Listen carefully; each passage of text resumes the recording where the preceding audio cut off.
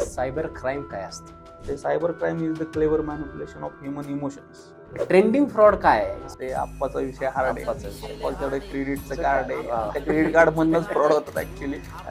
Digital arrest नावाचा एक प्रकार होतो. सिनियरशी कनेक्ट करण्यासाठी स्काईप कॉलवरती त्यांना स्विच केलं जातं. ते एक डिजिटल हिप्नोटायझेशनचा एक इरा तयार होतो. मग ह्याच्यामध्ये लिमिट नाही. 3 महिन्यापूर्वी एक केस आली होती. एक महिला होती, घाबरलेली आणि त्यांनी सांगितलं माझे 2 लाख रुपये घेतले. आम्ही सुद्धा थोडंसं आश्चर्यचकित झालो. तुम्ही जर हा बंद केला तर तुमच्यावरती कारवाई होईल, पोलीस तुम्हाला पकडायला ती येतील. महिला एज्युकेटेड होती? ऍक्च्युली सीए होती. हो हो हो. Common sense is not so common. आणि we said blindly said we are not blind. यांचा मोटिव्ह काय असतो?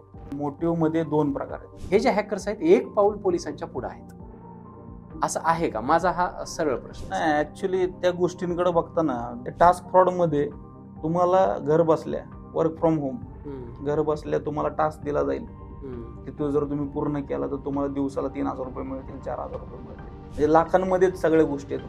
25 लाख, 50 लाख, 60 लाख अशा पद्धतीने आले. काय शिक्षा झाली त्यांना, त्या मुलाला? त्यांना अटक झाली. भीती आणि लोभ ह्या 2 अशा गोष्टी आहेत ज्याच्या थ्रूच ह्या सगळ्या गोष्टी घडतात.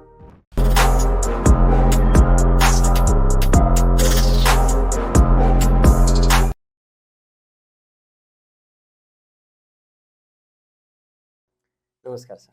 नमस्कार. Thank you so much. तुम्ही आमच्या विनंतीला मान देऊन इथे आलात. राजमंचावरती तुमचं स्वागत आहे.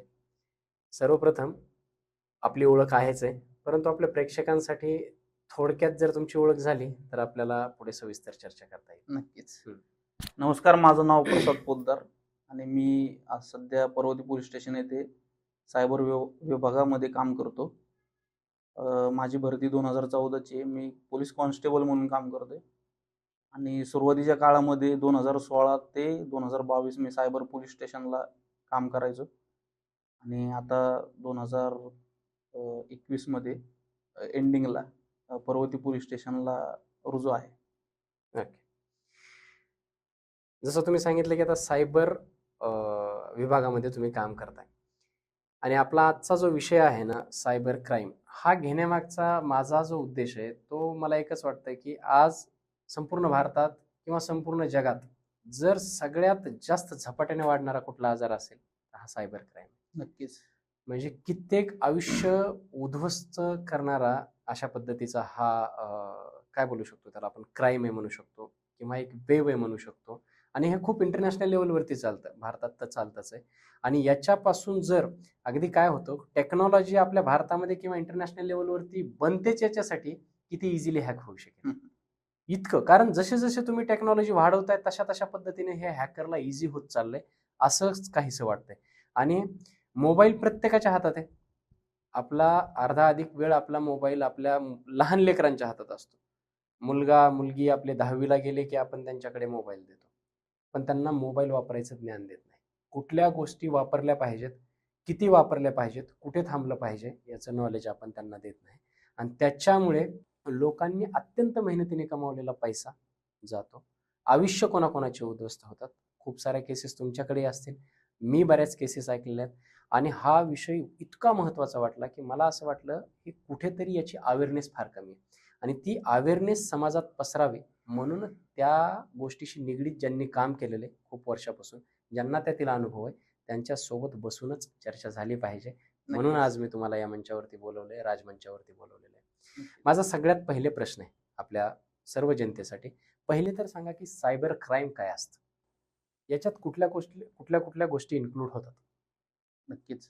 तुम्ही जसं सांगितलं की नॅशनल लेवल, इंटरनॅशनल लेवल आणि रोज कुठली ना कुठली न्यूज येते ज्याच्यामध्ये सायबर क्राईम हा शब्द ऐकायला मिळतोय, कानावरती पडतोय. तर ते अगदी सत्य आणि आम्ही रोज ते अनुभवतोय, कारण आमच्याकडेच रोज किमान 4 ते 5 ऍप्लिकेशन येतात पोलीस स्टेशन लेवलला. जर आपण पुणे शहराबद्दल जर बघितलं तर वर्षाचा ऍव्हरेज 25,000 30,000 अशा ऍप्लिकेशन्स आहेत. एका पोलीस स्टेशनला 1,000-1,500 समथिंग वगैरे असं कंप्लेंट्स येतात, ज्याच्यामध्ये वेगवेगळे कॅटेगरीज आहेत. त्याच्यामध्ये फायनान्शियल फ्रॉड आहे, सोशल मीडिया रिलेटेड फ्रॉड आहे, त्यानंतर डिफेमेशन आहे, अकाउंट हॅकिंग आहेत, आता हे वेगवेगळ्या क्लुप्त्या वगैरे वापरतात. ऍक्च्युअल सायबर क्राईम म्हणजे काय आहे की ज्या गुन्ह्यांमध्ये इलेक्ट्रॉनिक डिव्हाइसेस आणि इंटरनेटचा वापर होतो. इलेक्ट्रॉनिक डिव्हाइसेस म्हणजे मोबाईल, आपलं स्मार्ट वॉच आलं, टॅबलेट, लॅपटॉप, कॉम्प्युटर, जे कुठल्या गोष्टींमध्ये जेवढे काही ह्युमन इलेक्ट्रॉनिक इंटरॅक्शन आहे, डिव्हाइसेस आहेत. नक्कीच. तर ह्या गोष्टींचा वापर करून बॅड इंटेन्शन म्हणून आपण त्याला, जो काही ती ऍक्टिव्हिटी होती त्याला क्राईम आपण काउंट करतो. आणि तो इलेक्ट्रॉनिकशी निगडीत असल्यामुळे म्हणजे डिजिटली तो एक्झिक्यूट होतो, म्हणून त्याला आपण सायबर क्राईम म्हणतो. आता याच्यामध्ये बरेचसे प्रकार पण होतात. आणि लोकांचा, जसं तुम्ही म्हणाले की अवेअरनेस महत्वाचा आहे. बरोबर. आणि तुमचा हा छान उपक्रम आहे की लोकांपर्यंत ह्या गोष्टी पोहोचल्या पाहिजे. अगदी. आमचाही तोच प्रयत्न आहे की लोकांपर्यंत, जोपर्यंत आपल्याला ते कळणार नाही ते कसं हँडल करायचंय, कसं वापरायचंय, तोपर्यंत याच्यापासून वाचू शकणार नाही. कारण झाल्यानंतर डोक्याला हात लावून काय उपयोग नाही कुठल्याही गोष्टींमध्ये. तर सेम वे सायबर क्राईम मध्ये तेच आहे की बेसिक अवेअरनेस जो आहे तो त्याची कमतरता जास्त आहे, आणि तो वाढवणंच फार महत्वाचं आहे आजच्या काळामध्ये. अगदी. आणि आपल्याला तेच करायचंय म्हणून आपण इथे बसलोय. सविस्तर याच्यावरती चर्चा करूयात. खूप सारे फ्रॉड आहेत, म्हणजे रोज कोणाचं ना कोणाचं ऐकलं जातं, मित्रांमध्ये चर्चा होते, फेसबुकवर मेसेजेस येतात. खूप सारे फ्रॉड आहेत, खूप साऱ्या पद्धतीने केले जातात. आणि ज्याच्यामध्ये इलेक्ट्रॉनिक डिव्हाइस इन्व्हॉल्व्ह होतं, अशा गोष्टीतून जे फ्रॉड होतं त्याला सायबर क्राईम म्हणतो. आणि आजकालचं आपलं अर्धाधिक आयुष्य हे इलेक्ट्रॉनिक डिव्हाइसवर डिपेंड आहे. मग तर त्या क्राईमचा जो रेशो आहे ना, त्याच्यामुळे वाढतोय. आणि दिवसेंदिवस टेक्नॉलॉजी वाढते तर हे क्राईमही वाढते, पण अवेअरनेस वाढत नाही. आणि आपल्याला आज तीच अवेअरनेस वाढवायची आहे. आता जसं तुम्ही सांगितलं की खूप सारे फ्रॉड आहेत, त्याच्यामध्ये कॅटेगरीज सांगितल्या. पण आजच्या डेटला जे ट्रेंडिंग फ्रॉड आहे, फ्रॉड खूप आहेत. म्हणजे ट्रेंडिंग फ्रॉड काय आहे? तुमच्याकडे ज्या केसेस येत आहेत त्याच्यातून सांगा की सध्या सगळ्यात जास्त चलनात असलेलं फ्रॉड कोणते? नक्कीच ट्रेंडिंग प्रकार जसा रील्स वरती पॉप्युलर आहे. आता रील्स वरती एक गाणं गाजते, आप्पाचा विषय हार्ड आहे, आप्पाकडे क्रेडिटचं कार्ड आहे, त्या क्रेडिट कार्ड मधनच फ्रॉड होतात ऍक्च्युली. तसं सायबर क्राईम मध्ये पण ट्रेंडिंग नावाचा प्रकार पडलेला आहे. बऱ्याचशा गोष्टींमध्ये म्हणजे ज्याचा वापर जास्त आहे किंवा जिकडे लोक फसतात त्या गोष्टीला जास्त त्याचा फ्लो वाढतो. बरोबर. आता सध्या डिजिटल अरेस्ट नावाचा एक प्रकार होतोय. तर डिजिटल अरेस्ट मध्ये होतं काय नेमकं की विक्टिमला एक फोन येतो, अननोन असतो, आणि फोन आल्यानंतर त्यांना सांगितलं जातं की तुमच्या नावाने एक फेक सिम आम्ही डिटेक्ट केलेलं आहे. त्यानंतर आम्ही एअरपोर्ट वरती काही पार्सल पकडले, आणि त्या पार्सल मध्ये MD कोकेन अशा गोष्टी आहेत. त्यानंतर 4 किलो कपडे, लॅपटॉप, एक 10-15 मोबाईल, आणि त्याच्यामध्ये 4 सिम जे तुमच्या नावावरती आहेत. असा एक बनाव केला जातो. आणि तो बनाव इतका रिअलिस्टिक वाटतो की समोरचे लोक घाबरतात. आणि मग तुम्हाला आता लिगल कॉन्सिक्वेन्सेस होतील, आणि आमचे सिनियर तुम्हाला कॉल करतील, कनेक्ट करतील, आणि जर तुम्हाला याच्यातनं बाहेर पडायचं असेल तर मग ती पैशाची मागणी केली जाते. आणि मग सिनियरशी कनेक्ट करण्यासाठी स्काईप कॉलवरती त्यांना स्विच केलं जातं. स्काईप कॉलवरती ऍक्च्युअल मध्ये व्हिडिओ कॉल केला जातो. आमच्याकडे असे बरेचसे काही रिपोर्ट झाले ज्याच्यामध्ये चांगले शिकलेले लोक, ज्यांना या गोष्टीतलं कळतं, अगदी IT सेक्टर मधले लोक सुद्धा या गोष्टीला फसलेले आहेत, की ज्यांना स्काईप कॉल वरती स्विच केल्यानंतर म्हणजे ऍक्च्युअल ऑनलाईन डिटेन्शन म्हणून आपण त्याला, डिजिटल अरेस्ट म्हणजे त्याला ती कन्सेप्ट जोडून आली की ऑनलाईन डिटेन्शन करणं, की तुम्ही आता कुठं हलायचं नाही. आणि माग त्या स्काईप कॉल मध्ये माग बॅकग्राऊंडला मुंबई क्राईम ब्रांच किंवा दिल्ली क्राईम ब्रांचचा एक लोगो आणि फेक व्हिडिओ वगैरे एक्झिक्यूट केला जातो. आणि ते केल्यानंतर त्यांना सांगितलं जातं की आता ठीक आहे, आम्ही पकडले ह्या सगळ्या गोष्टी, आम्ही तुमचं ऑनलाईन स्टेटमेंट घेऊ. आणि ऑनलाईन स्टेटमेंट घेतल्यानंतर तुम्हाला यायची गरज नाही, आणि त्यासाठी तुम्हाला एवढी रक्कम पे करावी लागेल, 1,00,000-2 लाख जे काय असेल ते. समोरचा किती घाबरतोय याच्यावरती ते पैशांची मागणी केली जाते. आणि मग त्यांना एक अकाउंट नंबर दिला जातो, त्या अकाउंटवरती पैसे पाठवले जातात. आणि हे ज्यावेळेस मग एक्सिड होतं, म्हणजे आता ज्याच्या त्याच्या भीतीप्रमाणे तो भरतो किंवा तो इतरांना सांगतो. मुळात अशा अननोन गोष्टी आल्यानंतर लोकांनी आपल्या जवळच्या माणसांना शेअर करावं, आणि हे खरं आहे का खोटं आहे हे कोणी व्हेरीफाय करत नाही. आणि ते एक डिजिटल हिप्नोटायझेशनचा एक इरा तयार होतो. आपण त्याला वातावरण म्हणू की डिजिटल हिप्नोटायझेशन होतं आणि तो त्याच्यात गुंतत जातो आणि जेवढा हातपाय मारेल तेवढा जास्त खाली जातो आणि गाळात मग फसल्यासारखं. गाळ्यात फसल्यासारखं. आणि मग ती भीती किंवा तो पडदा जोपर्यंत निघत नाही तोपर्यंत पैसे जातात. मग ह्याच्यामध्ये लिमिट नाहीये. म्हणजे किती पैसे जातील याची किती limit नाही. पैसे किती अमाऊंट पर्यंत पैसे जातील याचं काही लिमिट नाही. मग तो 1 लाख असो 2 लाख असो अगदी 30-30 लाख करोड पर्यंत पण गेलेले अशा काही गोष्टी आहेत घडलेल्या. अशी की केस crime आली आहे register आहे. तुमच्याकडे?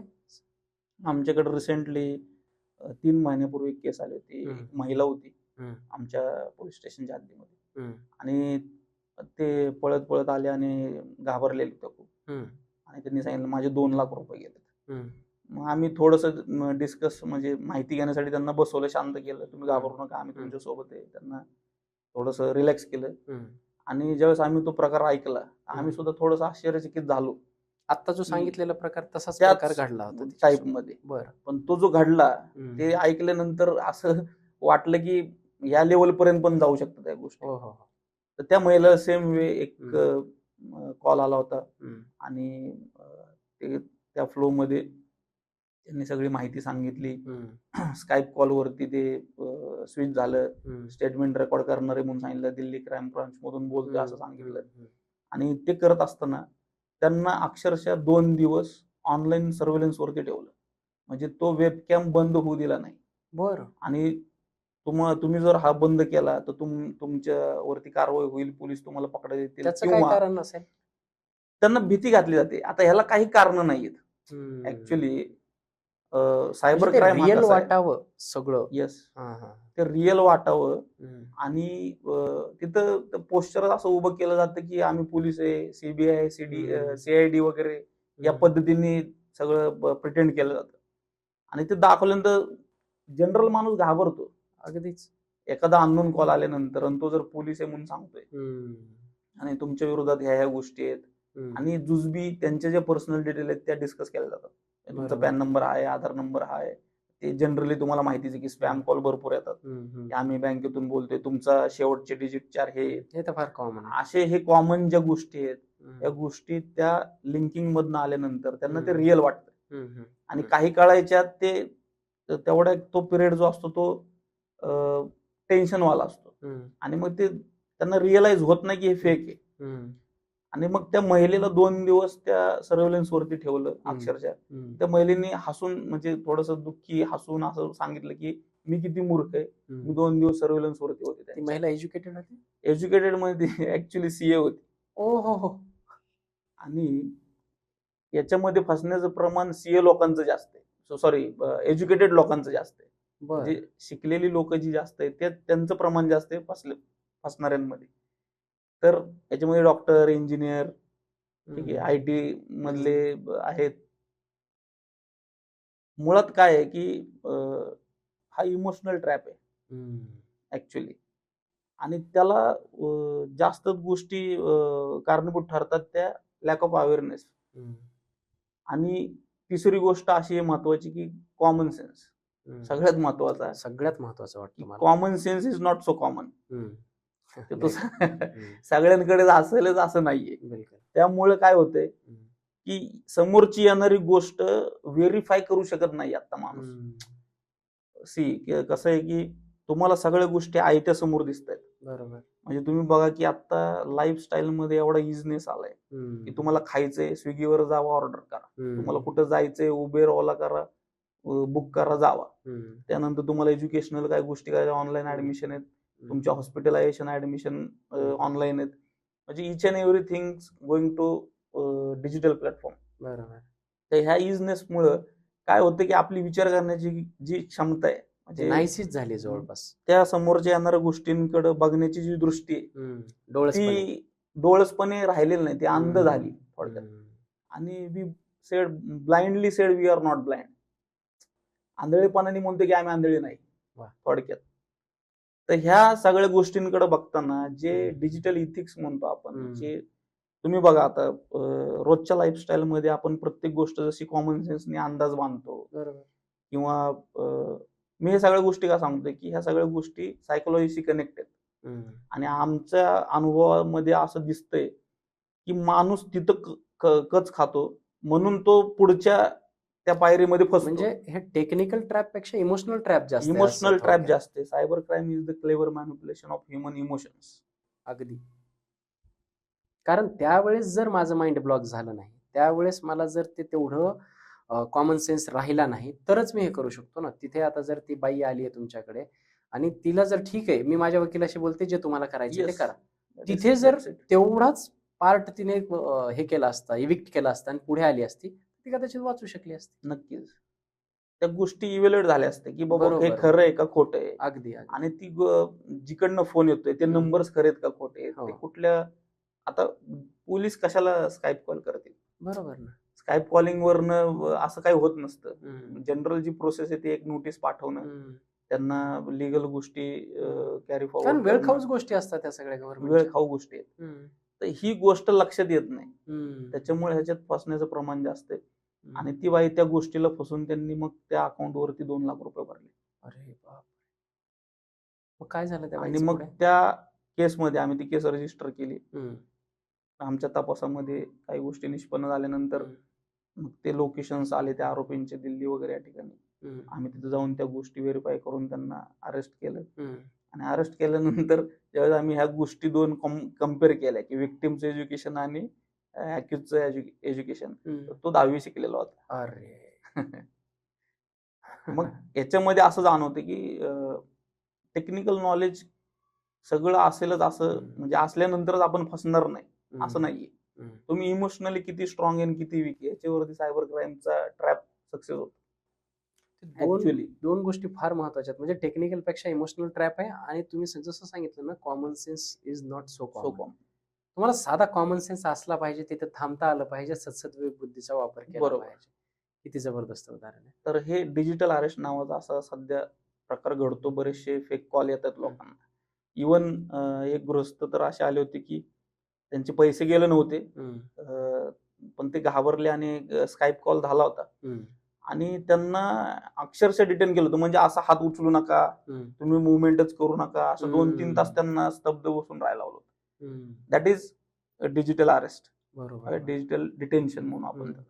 असा एक सध्या प्रकार घडतोय जास्त आणि हे कॉमन झालंय सध्या. हो, कॉमन आहे. आता हे बऱ्याच न्यूज आल्यात याच्यावरती मीडियामध्ये. कारण आता जो तुम्ही प्रकार सांगताय तो माझ्यासाठी नवीन आहे, किंवा मी फर्स्ट टाइम ऐकलो अशा पद्धतीने स्काईप वरती कॉल करून डिजिटल अरेस्ट. हा प्रकार साधारण 7-8 महिन्यापूर्वीपासून चालतोय. बर. मी ते सांगतो की lack of awareness. Cyber crime वाढण्याचं जे काही कारण आहेत त्याच्यात 2-3 कारण येतात. फर्स्ट असं आहे की यूज जो आहे डिजिटल गोष्टींचा, किंवा मोबाईल असो, तर प्रत्येकाच्या खिशामध्ये मोबाईल आहे आज. अगदी. त्यामुळे फ्रॉस्टरला टार्गेटचं प्रमाण वाढलं. ठीक आहे, त्यांना टार्गेट्स वाढले. त्यानंतर लॅक ऑफ अवेअरनेस नाहीये. म्हणजे कुठल्या गोष्टींमध्ये काय टेक्निकॅलिटी आहे किंवा त्या गोष्टींमध्ये प्रोसीड व्हायचं नाही व्हायचं ह्या गोष्टींकडे कोणी बघत नाही. तिसरी गोष्ट कॉमन सेन्स. आणि टेक्निकल मध्ये काय की तुमच्या डिव्हाइसेस मध्ये, आता मी तुम्हालाच प्रश्न विचारतो, तुमच्या मोबाईल मध्ये आता डाउनलोडेड ऍप्लिकेशन किती आहेत? नंबर सांगू शकता तुम्ही? नाही. मोबाईल आपलाच आहे. बरोबर. आपल्या मोबाईल मध्ये किती ऍप्लिकेशन राईट नाव म्हणजे रन होत आहेत हे माहित नाही आपल्याला. जसं आपल्या घरामध्ये किती सदस्य राहतात हे माहिती आहे आपल्याला. आणि जर एखादा अननोन व्यक्ती येऊन राहिला तिथं, अनोळखी व्यक्ती येऊन राहिला, चालेल का तुम्हाला? नाही. तर अशा पद्धतीने जर तुम्ही कंपॅरिझन करायला शिकला, जे रिअल टाइम मध्ये आपण जसं वागतो तसंच जर तुम्ही डिजिटल गोष्टींकडे बघायला लागला तर तुमची फसवणूक होणार. ह्या अँगलनी कधी पाहतच नसतो आपण.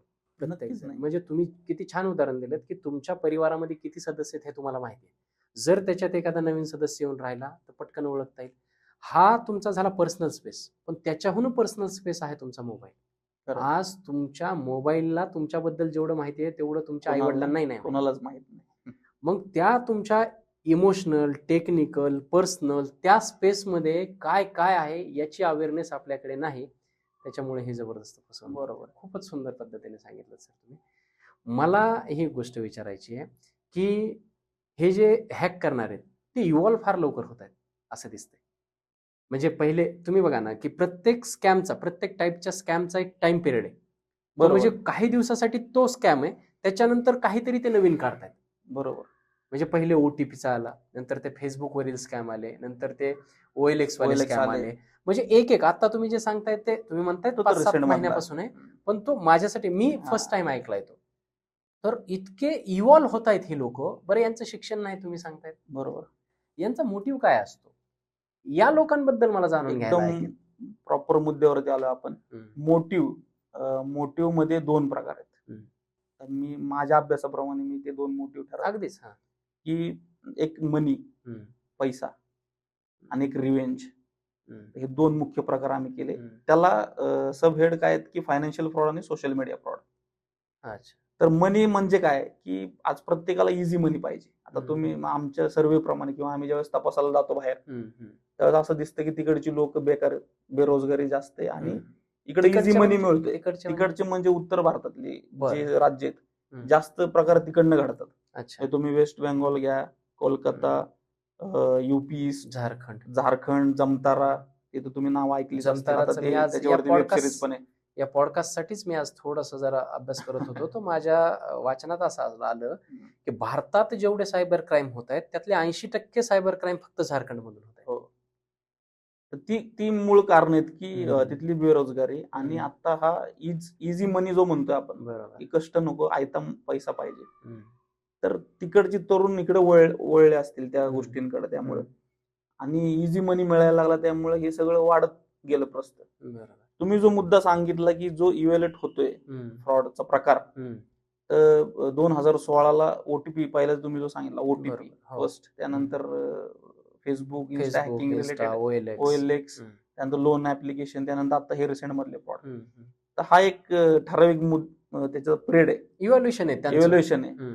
तर एक डॉक्युमेंटरी आली होती, जर कोणी बघितली असेल तर माहिती नाही, प्रेक्षकांनी सुद्धा ती बघावी.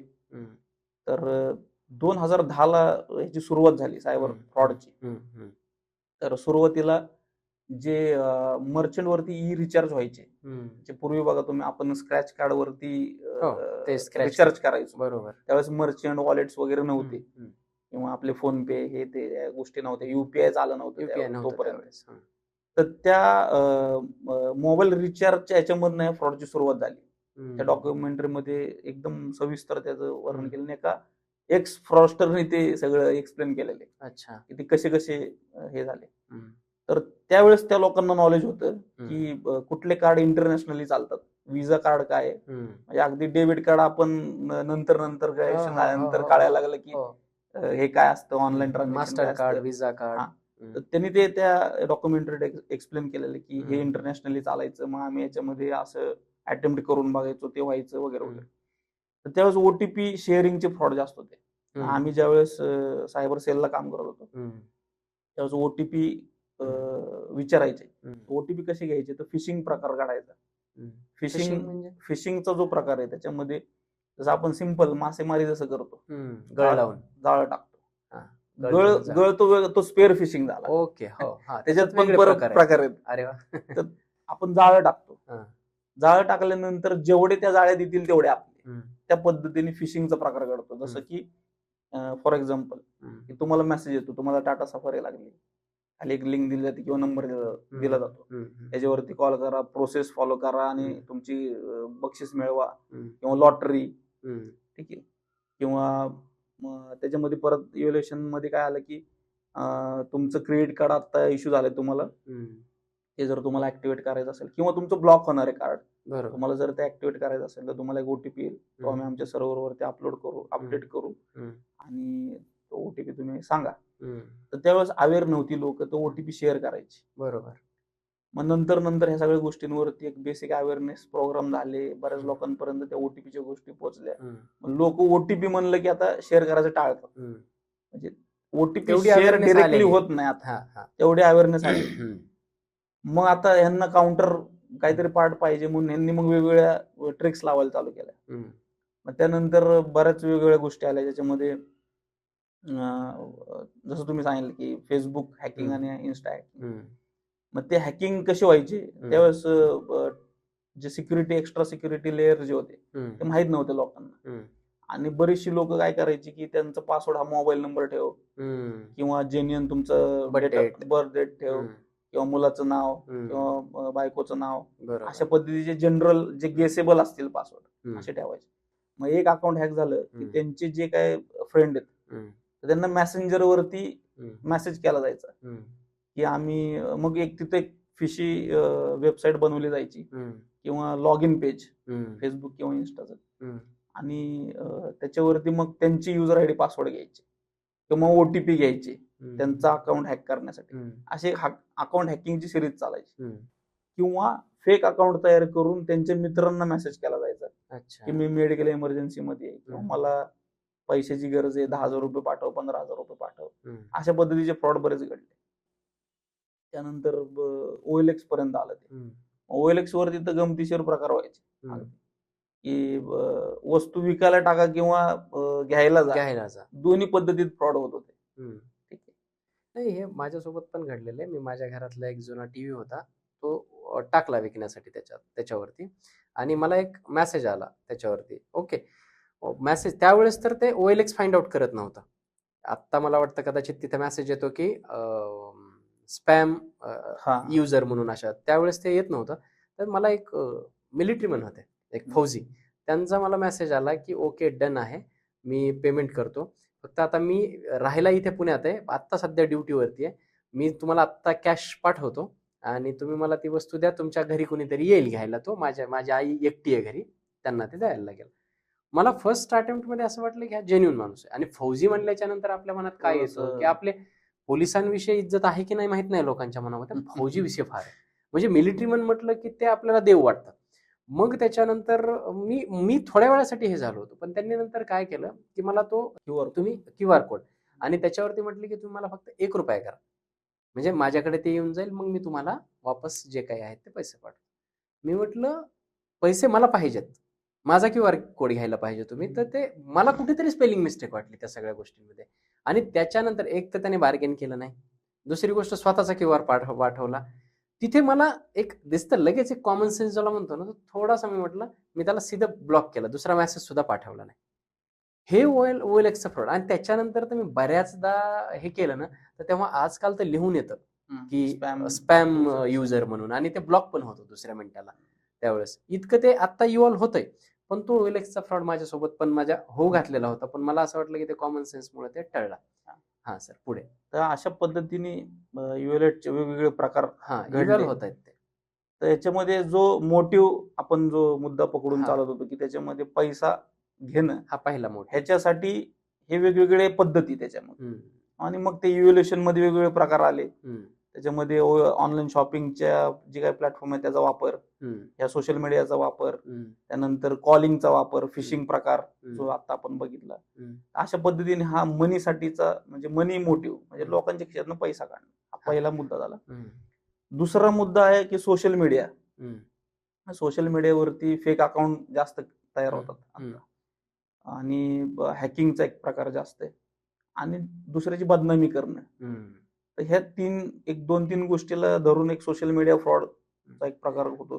त्याच्यामध्ये मोटिवेशन असं असतं की सूड घेणं. बरं. आता त्याच्यामध्ये दोन असे मुद्दे आहेत की एक तर अनोळखी माणसं काय पैशासाठीच करतात. सूड त्यांचा काय मोठा असणार, त्याचा काय मोठं सूड असा नसतो, पण जे जवळची लोक आहेत किंवा आपण पॉलिटिकल जर अँगल बघितला, बरोबर, बऱ्याच वेळा एकमेकांच्या बदनामी करणं किंवा चुकीची माहिती पसरवणं, हे सुद्धा सायबर क्राईम मध्ये मोडतं. एखाद्याने जर तुमच्याविषयी चुकीची माहिती पसरते आणि तुम्ही जर कंप्लेंट केली, ती गुन्हा म्हणून रजिस्टर होते, आणि ज्यांनी कुणी ती पसरवली त्याच्या विरुद्ध कारवाई पण होते. तर हा एक रिव्हेंज प्रकार आम्ही पकडतो त्याच्यामध्ये. बऱ्याच वेळा असं आमच्याकडे रिपोर्ट होतात की काही आता कॉलेज गोईंग जी मुलं आहेत त्यांच्यामध्ये पेशन्स नाहीयेत, मग ते कुठल्या तरी रिलेशन मध्ये जातात. रिलेशन मध्ये गेल्यानंतर मुलगी नाही म्हणते, मग मुलगा काय करतो, तिचे सगळे अकाउंट शोधतो, इन्स्टा फेसबुकचे, तिकडनं फोटो डाउनलोड करतो, मग तिला काहीतरी हॅरेस करावं म्हणून सूडबुद्धी थोडक्यात, मग तिचे फोटो मॉर्फिंग करणं आलं किंवा ती वाईट चालीची वगैरे वगैरे पद्धतीने, आणि मग ते फेक अकाउंट वरनं पोस्ट करणं. अच्छा, दॅट इज रिव्हेंज.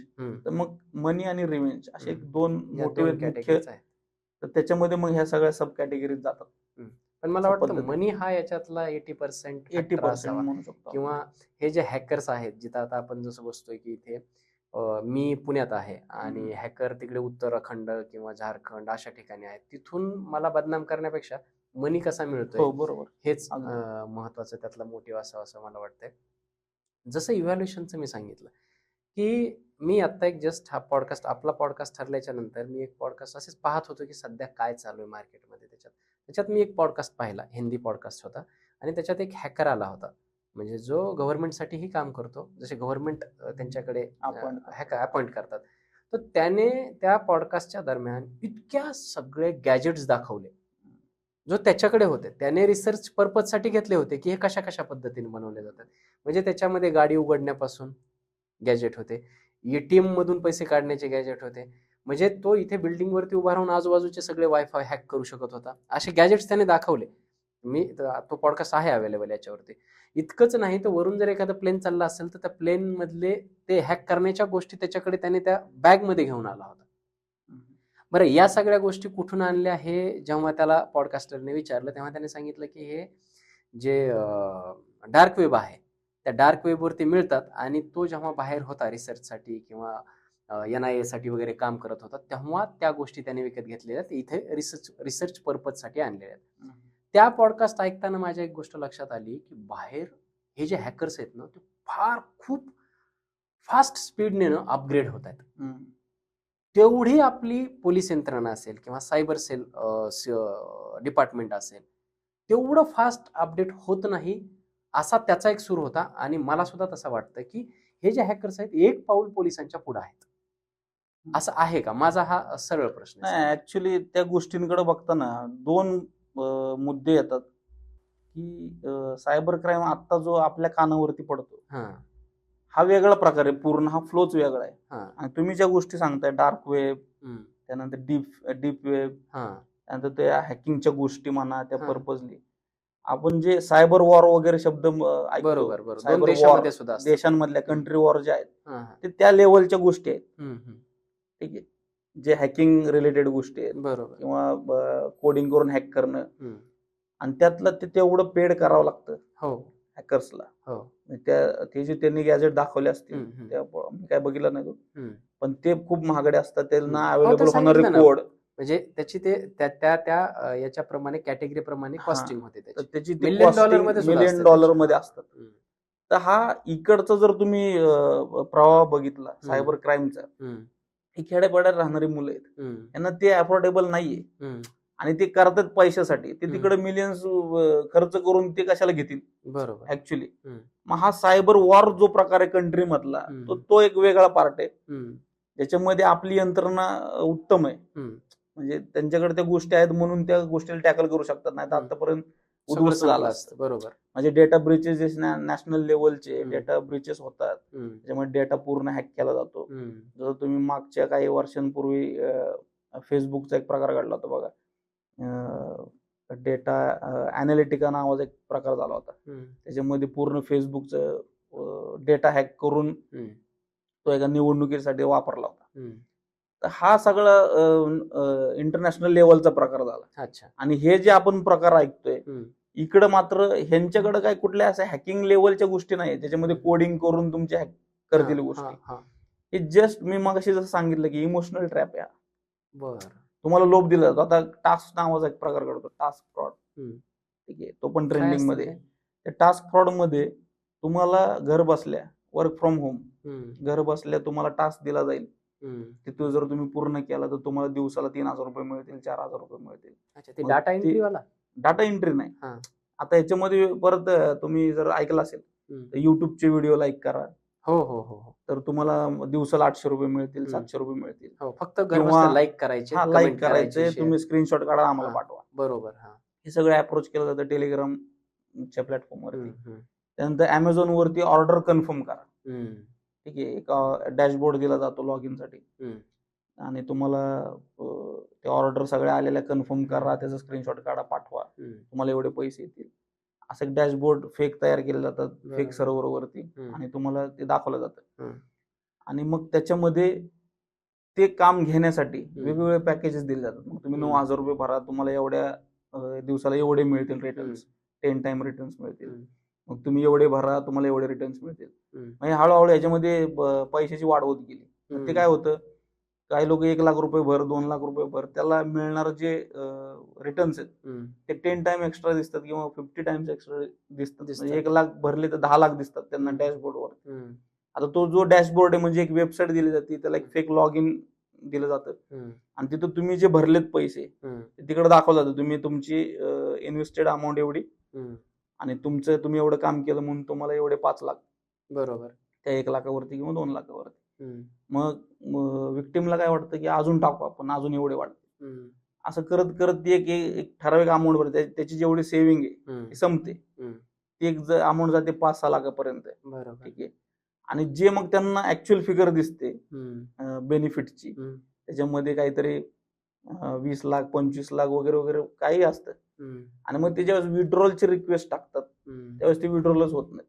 मग त्यांना वेगवेगळी अच्छा. कारणं दिली जातात की हा. टॅक्सेशन साठी तुम्हाला 50,000 रुपये भरावे लागतील, असे करून पण पैसे काढतात. अच्छा, म्हणजे ते अकाउंटला दिसतायत पण डेबिट करताना हा, हे आता अडचणी ते जे सांगितल्या. दिसतंय हा. तेच फेक आहे. अच्छा. जो सर्व्हर फेक तयार केलेला आहे, हम्म. वेबसाईट तयार आहे. आता ह्या टेक्निकल गोष्टी झाल्या, हम्म. की आपण टेक्निकल अवेअरनेस म्हणतोय, हम्म. तो ह्याच्यात येतो हम्म. की ती वेबसाईट खरी आहे का, ते बरोबर. जे दिसतंय ते खरंच होतंय लोकांना का, तर खरी वेबसाईट आणि खोट्या वेबसाईट मधला सुद्धा फरक कळत फरक नाही. कळत नाही. हा. त्याच्यामुळे ह्या गोष्टींमध्ये फसण्याचं प्रमाण जास्त आहे. हम्म. मग आता असे टास्क फ्रॉड मध्ये लोकांनी 2-2, 3-3 कोटी रुपये पण घालवलेले आहेत. म्हणजे एका या एका व्यक्तीने. लेवलमध्ये एका विक्टिमने. म्हणजे लाखांमध्येच सगळ्या गोष्टी आहेत. 25 बापरे. लाख 50 लाख 60 लाख अशा पद्धतीने घालवले.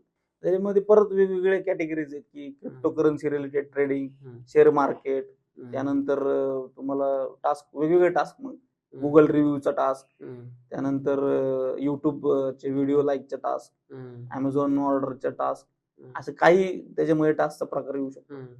तर अशा फ्रॉड मध्ये हम्म. हा सगळा तो फ्लो तिथपर्यंत येतो हम्म. आणि पैसे जातात. आता जेव्हा क्राईम घडतंय म्हणजे एखादी गोष्ट माझ्यासोबत घडली, तुम्ही जसं म्हटले की लोक त्या लूप मध्ये अडकतात, हम्म. आजूबाजूच्या लोकांना सांगत नाहीत आणि कंप्लेंट करणं तर फार दूर. तुम्ही मगाशी जो आकडा सांगितला तो फार भयावह आहे, पण तो आकडा मला वाटतं जे रजिस्टर झालाय तो आकडा आहे. खरंय. जे रजिस्टर झाले नाहीत ते मला वाटतं त्याच्यापेक्षा 5 पट 10 पट मोठे असेल. कारण मी मूर्ख बनलोय हे मला हे कोणाला तरी सांगण्याची- सांगणंच मूर्खपणाचं वाटतं. हम्म. आणि त्याच्यामुळे मग मी बऱ्याचदा ही गोष्ट बाहेर सांगतच नाही. कंप्लेंट करणं तर फार दूरची गोष्ट. याच्यात दुसरे काही ते मध्ये सेक्स रॅकेट वगैरे हा. चालले होते त्याच्यामध्ये, की माझ्या मित्रासोबत एक घडलेली घटना आहे, मला तुम्हाला सांगायची वाटते. त्याला तर ते मॅट्रिमोनी साईटवरून झालेलं आहे.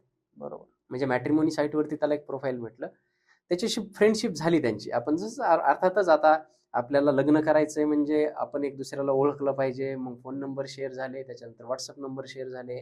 2-4 दिवसानंतर त्यांनी सांगितले व्हिडिओ कॉल करूयात. मग थोडं इंटिमेसी त्यांची वाढली आणि त्याच्यानंतर पुढून त्याला Blackmailing आपण बोलू की आता कॉल वगैरे काहीतरी केला त्याने. आणि कॉल करताना त्याने असं सांगितलं की आता ते पुढे काहीतरी पिक्चर होतं, म्हणजे त्याच्यात दिसलं होतं आणि तू पण ये. आणि त्याला जेव्हा तो झाला तेव्हा त्याचा जो रेकॉर्ड केलेला व्हिडिओ होता काहीतरी 10-15 सेकंदाचा होता, तो त्याला रिटर्न पाठवला आणि ब्लॅकमेल केला. पण झालं असं की याने सुद्धा ते प्रोफाईल जे बनवलं होतं तिथे मॅट्रिमोनीवरती ते सुद्धा फेक होतं. त्याने स्वतःचं खरं नाव सांगितलं नव्हतं. मग त्याच्यानंतर त्याला ते मेसेज तो व्हिडिओ वापस पाठवला आणि त्याने सांगितले पैशाची वगैरे मागणी केली.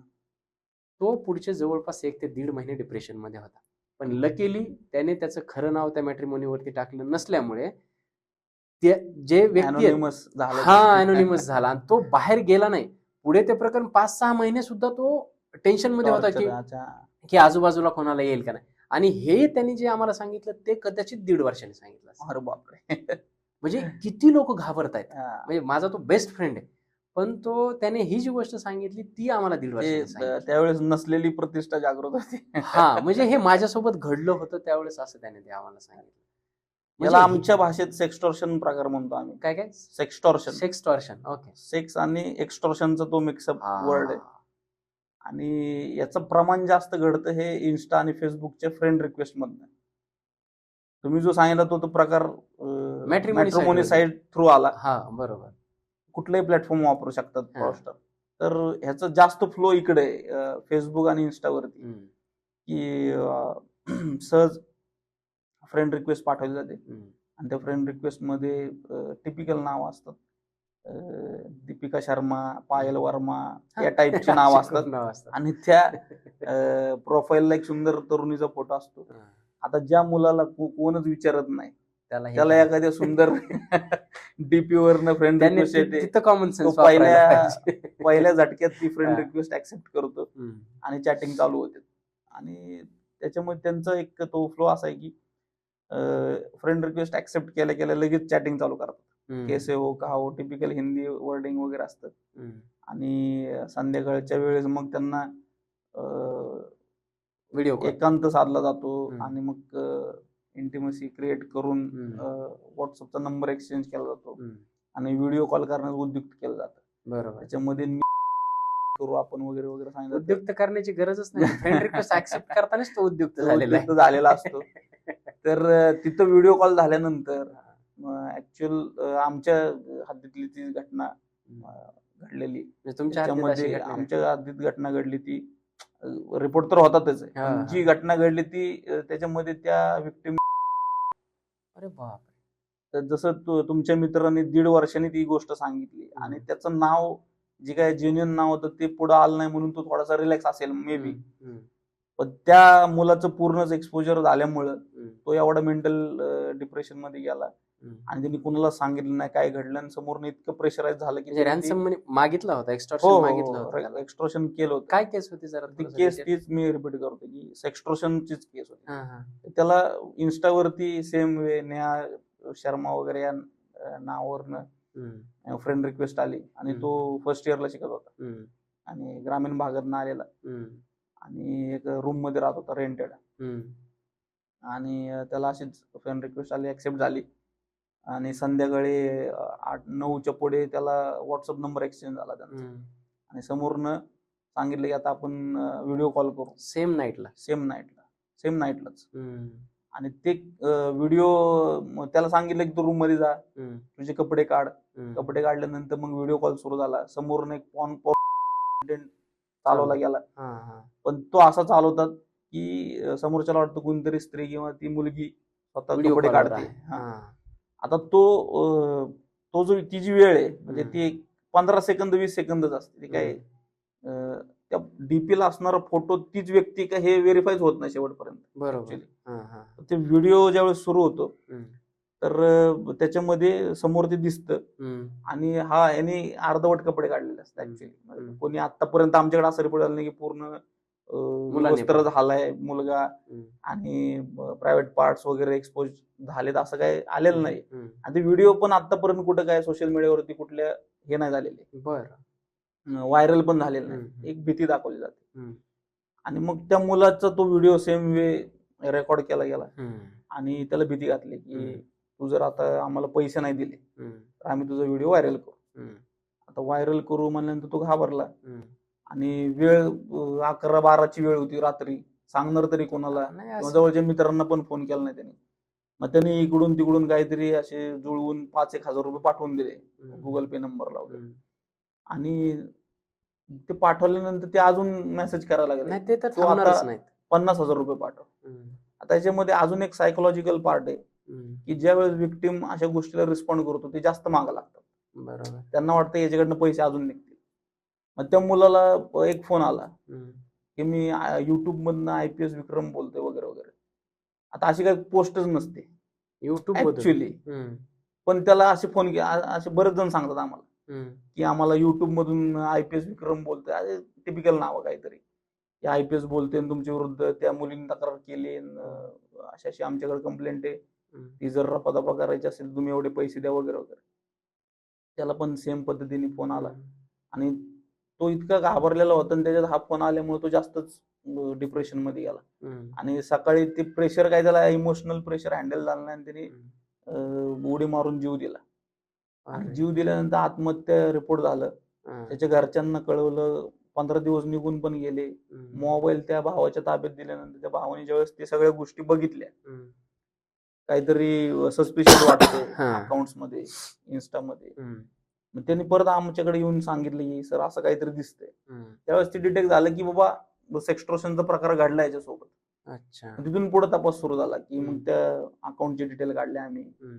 त्या अकाउंटच्या डिटेल काढल्या, त्या सगळ्या गोष्टींमध्ये राजस्थानचं एक गाव, तिथं गुरुगोट्टी नावाचं गाव होतं, तिथले आरोपी निष्पन्न झाले. हम्म. मग पोलीस स्टेशनची टीम जाऊन तिथनं आम्ही तो आरोपी पकडून आणला. सेम बरं. पद्धतीने तो काहीतरी 8वी वगैरे शिकलेला होता. त्यांनी ती त्यांची ट्रिक्स काय होती की 2 मोबाईल असे धरले जायचे समोर समोर. ते मेल होती की फिमेल होती आरोपी? Male obviously. हा. तिथं बरोबर. बघा, एक जनरल गोष्ट अशी आहे की डिजिटल ज्यावेळेस चॅटिंग चालतं किंवा सोशल मीडिया तुम्ही बघता, त्या स्क्रीनच्या मागं नक्की कोण बसले तुम्हाला काय तुम्हाला माहिती? काय माहिती? तुम्हाला जे समोर दिसते त्याच्यावरती तुम्ही विश्वास ठेवताय, जे दाखवताय ते आणि तो विश्वास 100% ठेवताय म्हणूनच फसताय ऍक्च्युली. बरी टीम होती का एक जण होता? आता याच्यामध्ये 2-3 जण होते. हा. आता पैशाची विल्हेवाट लावणारे वेगळे, अकाउंट चालवणारे वेगळे, ते व्हिडिओ चालवणारे वेगळे, असे बरेच तिकडे ते. आणि काय शिक्षा झाली त्यांना मग त्या मुलाला? त्यांना अटक झाली. त्यांना मग कोर्ट प्रोसिडिंग जे काय कोर्टाचे सेक्शन चालतात त्याच्याप्रमाणे त्यांना शिक्षा झाली. तरी साधारण आपल्याला समजलं पाहिजे काय शिक्षा असते याच्यामध्ये. याच्यामध्ये आता शिक्षा- याच्यात मर्डरचं हे लागलं पाहिजे. हो लागले ना. मग त्याच्यामध्ये जे सेक्शन लागतात, आत्महत्येस प्रवृत्त करणे, ते सेक्शन लागलं. आता ते अजून जेलमध्येच. बर. तर त्याच्यामध्ये कारावास आहे, 7-7 वर्षापर्यंत कारावास आहे. त्यानंतर पैशाच्या स्वरूपात पण त्यांना दंड ठोठावला जातो. तर ते जे सेक्शन्स प्रमाणे जे काही त्याच्यात मेन्शन आहे त्याच्यामध्ये त्या पद्धतीने ते एक्झिक्यूट होतं. तर या सगळ्या गोष्टींमध्ये सेक्स्टोर्शन नावाचा जो प्रकार आहे तो बराच घडला मधल्या किती काळामध्ये. दुःखद घटना आहे ना. म्हणजे त्या मुलाला कदाचित हेच वाटलं असेल ना की माझ्या आई वडिलांना जेव्हा समजेल, माझ्या आजूबाजूच्या लोकांना जेव्हा समजेल, तेव्हा माझ्या इमेजचं काय होईल. ते त्याच्यामुळे इमेजच्या खोट्या प्रतिष्ठेपायी आपण त्या गोष्टींकडे, त्या डिप्रेशन मध्ये जातो. तर ही गोष्ट म्हणून ती परत परत इमोशनली कनेक्ट होते. इमोशनली ट्रॅप आहे. इमोशनल भीती आणि एक तर भीती दाखवली जाते किंवा तुम्हाला आमिष दाखवलं जातं. या 2 गोष्टींवरती मग वेगवेगळे प्रकार हे सगळे फ्रॉस्टर आणतात, इव्हॅल्युएट करतात, वेगवेगळे प्रकार त्यांच्या पुढ्यात आणतात, जे की त्यांना समजण्याच्या आत त्यांना जे करायचे, जे हवंय ते मिळवतात. असा एकंदर हा प्रकार घडतो.